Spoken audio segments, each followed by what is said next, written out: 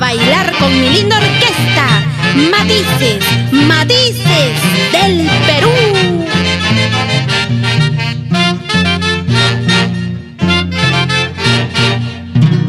Te encontré en mis sueños y desde entonces vives en mi corazón. Te encontré en mis sueños y ahora no quiero despertar para nunca verte partir. Canta con sentimiento, simplemente María del Rosario.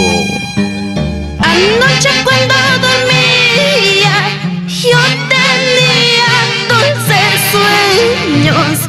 Soñaba con lindas flores, con fragancias que tú tienes. Anoche cuando dormía, yo tenía dulces sueños. Soñaba con lindas flores, con fragancias que tú tienes. Y entre esas flores yo miraba tu rostro, que me sonreías, y a esas lindas flores yo le daba besitos, pensando en tus labios. Y qué linda parejita, Jesús Espinosa y Mercedes Casachagua.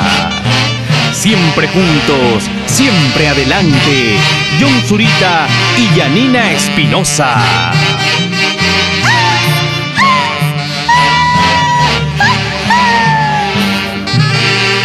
Anoche cuando dormía, yo tenía dulces sueños. Soñaba con lindas flores, con fragancias que tú tienes.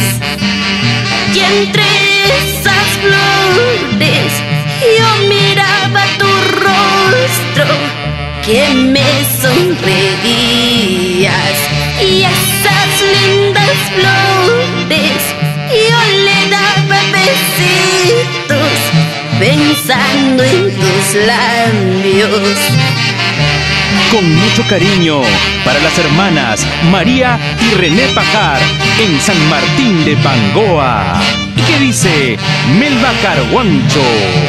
Con esta elegancia, vamos, cicainita linda.